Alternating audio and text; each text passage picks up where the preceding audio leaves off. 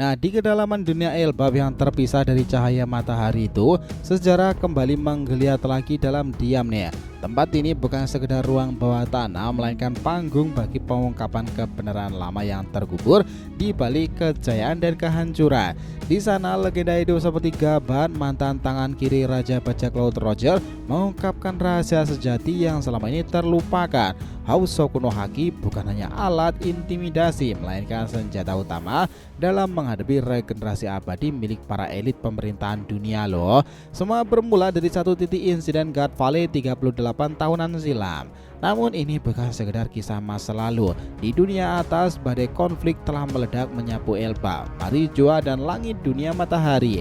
Di antara kekacauannya itu, nama-nama besar kembali bergerak. Dragon, Sang, Im Sama hingga Luffy yang kini menghadapi perannya bukan hanya sebagai bajak laut, tapi sebagai bagian dari takdir besar dunia sendiri.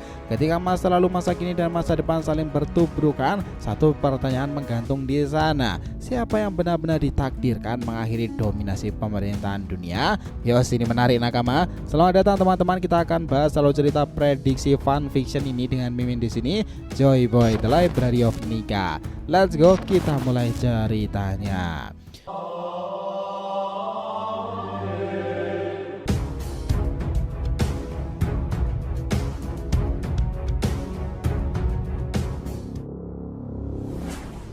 Oh ya, biar terus bisa berinteraksi dengan kalian ya, subscribe di channel ini dan bantu ramein video ini pula ya sob. Dan disclaimer pula, di jenis konten alur cerita seperti ini semua kejadian masih berupa spekulasi ya, alias tidak resmi. Jika ingin versi rasional resmi, silahkan tonton di judul thumbnail alur teori. Oke, nah jika sudah terima, let's go, kita langsung buatkan One Piece ini makin rame lagi ceritanya.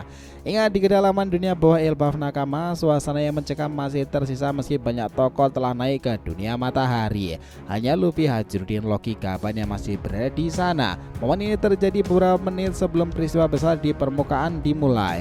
Gaban, mantan tangan kini Raja Bajak Laut Roger, mulai menjelaskan hal yang sangatlah penting kepada mereka yang masih tinggal di sana. Gaban membuka cerita tentang Housou Kuno Haki, kekuatan yang bukannya digunakan untuk mengintimidasi tapi juga menjadi senjata utama melawan para elit pemerintahan dunia yang memiliki kemampuan regenerasi pula. Menurutnya, hanya serangan berlapis Housou Kuno Haki yang mampu menembus pertahanan regeneratif mereka kan. Semua pemahaman ini berasal dari pengalaman Gaban dalam insiden besar 38-an tahun lalu, God Valley. Saat itu Roger dan krunya bertarung sengit melawan para kesatria suci ya. Meski berhasil melukai mereka, regenerasi instan ngebuat mereka sulit dikalahkan. Hingga Roger mencoba sesuatu yang berbeda. Dia menggunakan Housou Kuno Haki dengan cara yang belum pernah dilihat sebelumnya. Hasilnya mengejutkan, luka pada tubuh musuh tak bisa sembuh seperti biasanya kan. Disinilah rahasia besar ditemukan. Teknik ini menjadi fondasi dalam menghadapi regenerasi abadi para kesatria suci. Loki tersenyum bangga saat nama Rock Sebek disebutkan. Bagi Loki, Sebek adalah legenda sejati. Ia bahkan pernah memohon untuk bergabung dengan kelompok bajak laut Rock semasa kecilnya dulu. Meski ditolak mentah-mentah hingga diajar oleh idolanya sendiri ya, rasa hormat itu tidak pernah luntur, mirip dengan bagaimana Luffy mengagumi Akagami. Dua orang berbeda namun memiliki kaguman besar pada panutan mereka masing-masingnya. Nah, Gaban sendiri itu menyampaikan ya bahwa kekuatan para kesatria suci itu tak setara. Ada yang sangatlah kuat, ada pula yang tidak terlalu hebat. Mirip sistem sisi bukai dahulu itu. Ketidakseimbangan kekuatan menjadi tantangan tersendiri. Dalam kilas balik singkat ini terlihat kembali bagaimana Roger menemukan teknik Housou Kuno Haki efektif setelah mencoba berbagai serangan tanpa hasil. Semua itu dilakukan tanpa bantuan siapapun cuy. Battle IQ Roger terbukti jauh di atas rata-rata, bahkan melebihi Gaban dan juga Rayleigh tadi. Nah, kembali ke masa sekarang ini ya, Gaban menjelaskan detail penggunaan haki kepada Luffy dan Zoro. Waktu tak berpihak memang, mereka harus segera menguasai karena latihan nyata hanya akan dimulai saat pertarungan sesungguhnya. Luffy makin kagum pada kekuatan ini. Awalnya ia mengira hanya sebatas intimidasi mental, tapi kini ia tahu Housou Kuno Haki bisa merusak lingkungan, melapisi serangan, bahkan menembus regenerasi pula. Gaban menambahkan bahwa orang sehebat dirinya dan Rayleigh belum bisa membuka 100% potensi Hosoku no Haki. Hanya Roger yang pernah mencapai titik itu. Namun Gaban percaya mungkin kini Sang juga telah berhasil pula. Sang rambut merah itu bukan hanya cerdas tapi juga berbakat luar biasa. Bahkan hanya dia satu-satunya yang mampu meniru teknik Kamusari milik Goldie Roger. Bila benar Sang telah menguasai seluruh potensi Haki ini, bisa aja suatu hari nanti dia akan melampaui Roger. Semuanya kaget mendengar nama Sang. Luffy tersenyum lebar. Ia memuji Sang Yonko dengan penuh semangat, menciptakan momen mencerminkan kekaguman Loki terhadap Sebek di masa lalu pula. Jelas ya, keduanya memang memiliki panutan yang mereka hormati sepenuh hati. Gaban pun mengingatkan bahwa Luffy dan Zoro harus bersyukur karena mereka memiliki Hosoku no Haki pula, sebuah anugerah langka yang memberikan mereka peluang untuk jadi lebih hebat dari siapapun. Di tengah momen serius ini Nakama muncul selingan lucu antara Zoro dan Sanji. Zoro mengejek Sanji karena tak bisa menggunakan Hosoku no Haki ya. Ngebuat Sanji itu naik pitam nih. Ia bersumpah akan mengalahkan musuh bagaimanapun caranya, meskipun itu tanpa menggunakan Haki pula. Ia tak akan menjadi beban nih. Gaban lalu memberikan informasi penting, ternyata para kesatria suci yang datang melalui lingkaran sihir punya batasan. Bila mereka terlalu jauh dari lingkaran itu, mereka akan otomatis kembali ke Marijoa. Sanji pun teringat kejadian di Pulau Egghead saat ia dan Luffy sempat menghantam Guru Semar sampai terlempar sangat jauh. Kini ia punya ide cukup melayangkan tendangan super kuat agar musuh terlempar dari Pulau Elbaf kan, maka mereka akan kembali ke asal secara otomatis. Teori ini memang masuk akal tapi tetap beresiko tinggi nih. Musuh seperti Sommer dan Gillingham bukanlah lawan yang mudah untuk dihadapi. Nah, kilas balik itu pun selesai. Cerita berpindah ke masa sekarang, memperlihatkan Zoro, Sanji dan kru Hajrudin dalam pertarungan menuju dunia matahari. Di sisi lain, Gillingham dan Sommer tidak sedang berbincang santai ya. Mereka tahu posisi mereka sedang unggul. Pemerintahan dunia tengah menguasai situasi itu. Imu tampak puas menyaksikan kekacauan yang terjadi di dunia atas sekarang ini. Nah, Gillingham lalu membahas tentang Sang itu tadi, Sang rambut merah yang punya hubungan kuat dengan Elbaf. Ia penasaran bagaimana reaksi Sang bila tahu Elbaf telah jatuh ke tangan pemerintahan dunia. Sommer yakin Sang akan marah besar, tapi ia juga percaya Sang tidak akan bertindak gegabah. Pembicaraan berlanjut tentang asal-usul Sang sendiri sebagai keturunan dari Vigarland, keluarga Tenryubito yang sangat terhormat. Gillingham merah mengapa keluarga Vigarland tidak ngeburu Akagami. Sommer punya dugaan, mungkin keluarga Vigarland masih berharap Sang mau kembali ke Marijoa lagi. Mereka tahu betul bahwa Sang adalah sosok yang sangatlah berbakat, bahkan lebih hebat dari keturunan Vigarland lainnya. Bila kembali ia bisa menjadi senjata utama pemerintahan pusat kan. Namun Gillingham punya pendapat lain. Bila Garling dan juga Shamrock melawan Sang, maka perang besar bisa pecah dan menyeret banyak pihak di Marijoa pula kan. Nah, pendapat itu sangat logis. Mungkin alasan sebenarnya bukan hanya satu. Bisa jadi keluarga Vigarland masih ragu karena potensi kehancuran yang terjadi bila mereka memutuskan menghadapi Sang secara brutal juga. Cerita kemudian melompat ke Marijoa lagi Nakama. Kekacauan besar sedang berlangsung. Pasukan revolusioner bertempur sengit melawan para kesatria suci dan juga Gorose, termasuk Vigarland Garing. Bahkan di bawah Red Line itu terjadi pertempuran hebat antara armada revolusi melawan angkatan laut. Marinir kewalahan karena tak ada admiral atau Seraphim di tempat itu ya. Semuanya sedang dalam misi lain pula. Akainu yang mendengar situasi ini pun akhirnya bergerak dari markas 1 dan markas menuju Red Line pula. Harus melintasi Marijoa lebih dulu. Di sisi lainnya, Dragon tengah berdua melawan Garling dan mulai merasakan kehadiran Akainu di wilayah itu. Entah mereka akan saling berpapasan atau tidak, satu hal yang pasti, pertarungan besar akan segera meletus tuh. Dan kisah One Piece benar-benar terbakar sekarang ini. Kita ingat bagaimana di langit yang cerah di dunia atas matahari, dua sosok legenda Zoro Sanji tengah melanjutkan perjalanannya. Bersama para kru Hajrudin, mereka menaiki sebuah kapal unik yang terikat rantai panjang ke atas, menjadikannya semacam lift yang ngebawa mereka menuju dimensi terang dunia atas kan. Sebuah momen menegangkan sekaligus menantang karena misi kali ini akan ngebawa mereka lebih dekat dengan kebenaran dan bahaya tersembunyi. Luffy, Loki, Gaban dan sebagian lainnya masih tertinggal di dunia bawah, memisahkan kelompok menjadi dua tim utama. Zoro Sanji tidak hanya melanjutkan perjalanan fisik tapi juga langkah penting menuju pertempuran besar di dunia para raksasa. Dalam Dalam perbincangan ringan di tengah perjalanan, Sanji mengungkapkan ketertarikannya pada Loki. Meski tak mengenalnya secara pribadi, ia merasa ada sesuatu dalam diri Loki yang membuat Luffy begitu tertarik pula. Zoro pun juga setuju nih. Meski Loki dianggap sebagai biang permasalahan para raksasa Elbaf, Zoro melihat ada potensi luar biasa kuat yang mungkin hanya bisa dipahami oleh orang seperti Luffy. Stansen, salah satu kru Hajrudin, menyela pembicaraan dan menegaskan bahwa memang Loki punya masa lalu yang kelam. Namun Goldberg, kru lainnya itu mencoba memberi pandangan lebih seimbang. Loki juga pernah berjasa, bahkan menyelamatkan Elbaf dari serangan bajak laut dan menangkap penyusup berbahaya di masa itu. Jasa-jasa itu tertutupi oleh kenakalan masa kecilnya. Bahkan saat Raja Harald sudah tiada, hanya nama Loki yang mampu menahan nyali para penyerang luar. Sayangnya, kebanyakan orang Elbaf tetap menilainya sebagai sosok jahat pula. Zoro dan Sanji pun melihat Loki sebagai pribadi yang sangatlah kompleks, buruk sekaligus baik. Sanji bahkan menyarankan bahwa krisis kali ini itu bisa menjadi kesempatan bagi Loki untuk membuktikan kesungguhannya dalam mengubah pandangan para raksasa. Mereka percaya jika Loki bertindak heroik, para raksasa akan mulai melihatnya dari sudut pandang berbeda. Terlebih jika terbukti bahwa Raja Harald dibunuh oleh bawahannya sendiri yang mungkin dikendalikan oleh Im Sama, maka Loki tak bersalah ya. Hal itu akan menjadi pembalikan besar dalam narasi yang selama ini membebani nama Loki. Namun perjalanan mereka tak mulus. Di tengah naiknya kapal itu, sejumlah monster mengerikan bermunculan menghalangi jalan. Zoro Sanji segera bertindak ya. Zoro kini lebih menyadari kekuatan Housoko no Haki-nya berkat penguasaan dan juga penegasan dari kabar. Serangannya kali ini tak hanya kuat tapi juga penuh kesadaran dan juga kendali. Jauh lebih hebat dibandingkan saat ia melawan King dahulu kan. Sanji meski tak memiliki haki itu, Housoko ya tetap menunjukkan perkembangan luar biasa. Ia mengembangkan tendangan dengan daya dorong yang sangatlah besar, bukan untuk mengalahkan monster dengan kekuatan regenerasi tinggi, tapi menendang mereka sejauh mungkin hingga keluar dari lingkaran sihir tempat mereka muncul pula. Strategi ini terbukti efektif loh, seperti saat Mars dipaksa kembali dari pulau Egghead-nya. Aksi keduanya ngebuat kru Hajrudin terpana. Goldberg bahkan menyebut bahwa inilah kualitas sejati kru seorang Yonko dunia baru. Mereka berada di level yang jauh sangat berbeda. Namun di tempat lain keadaan tidaklah semegah itu nakama.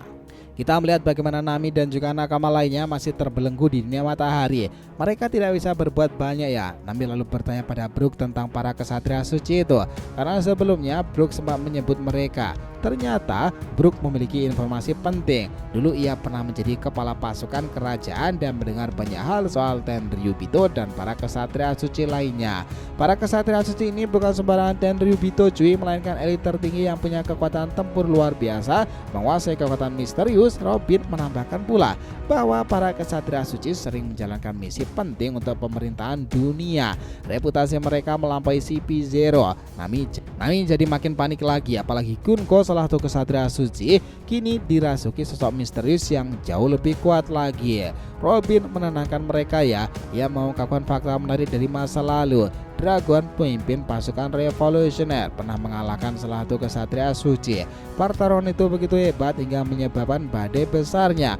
Ini bukan pertama kalinya kekuatan Dragon mengubah cuaca. Di masa lalu, saat menyelamatkan Luffy di Lauk Town itu, kekuatannya juga memicu badai pula kan. Robin tahu cerita ini langsung dari Dragon. Selama time skip, ia tinggal bersama pasukan revolusioner mendengar banyak hal penting pula.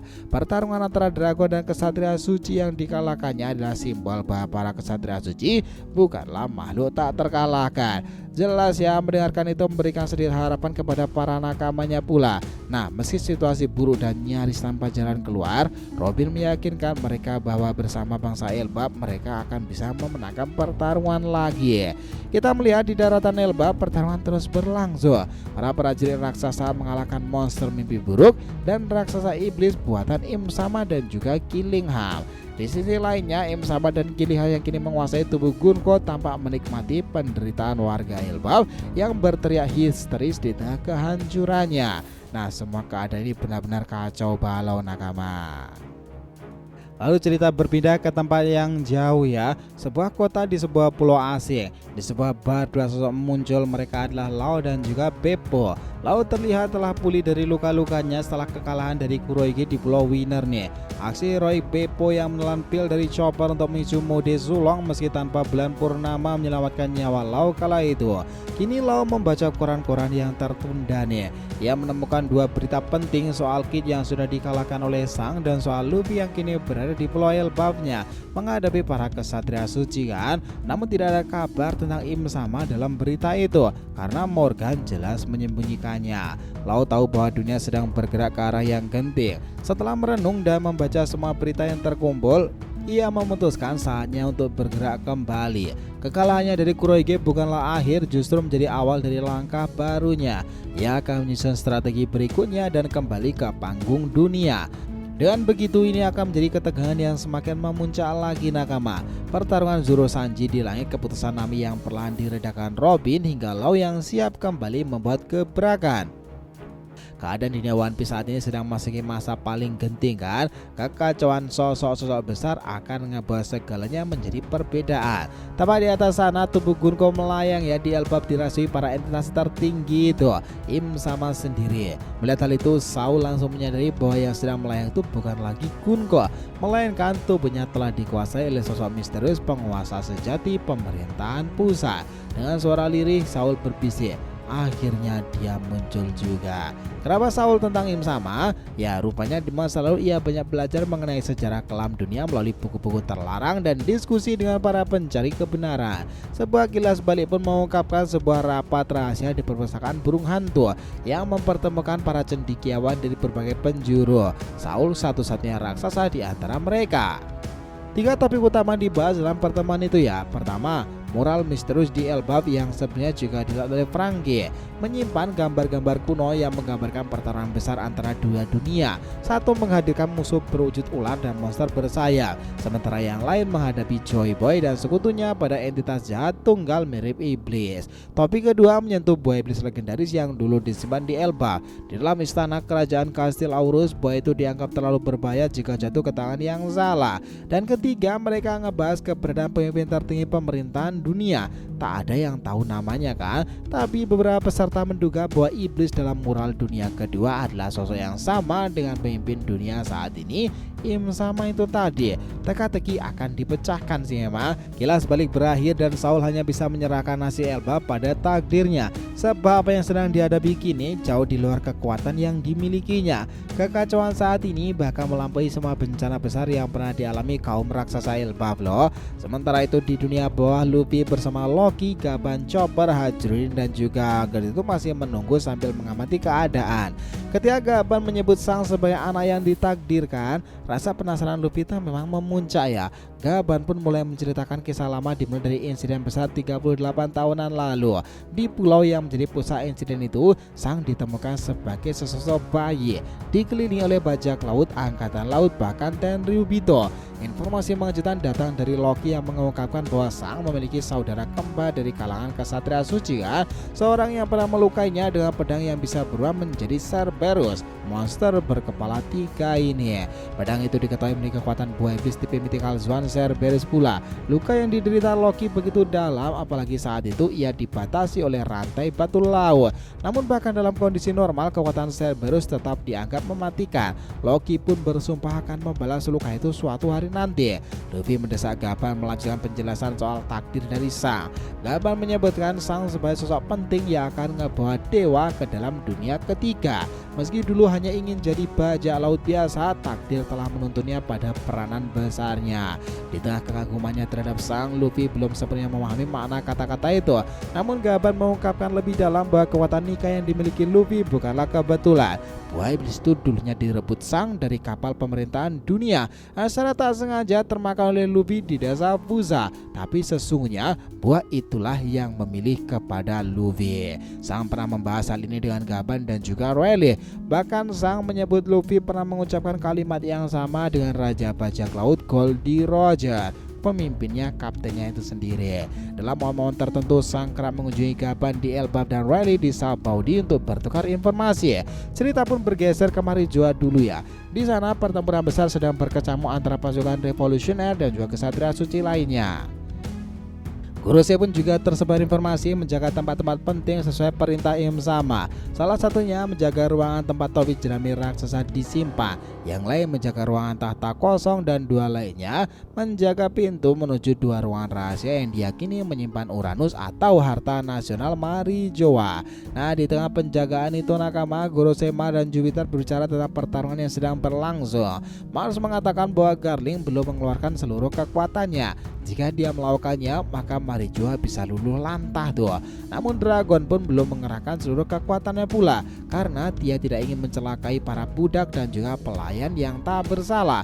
Kurose Jupiter tampak sangat memahami kekuatan Dragon pula ya. Mungkin karena pernah menyelidiki Dragon saat ia masih menjadi seorang marinir, atau mungkin karena mereka pernah berhadapan secara langsung.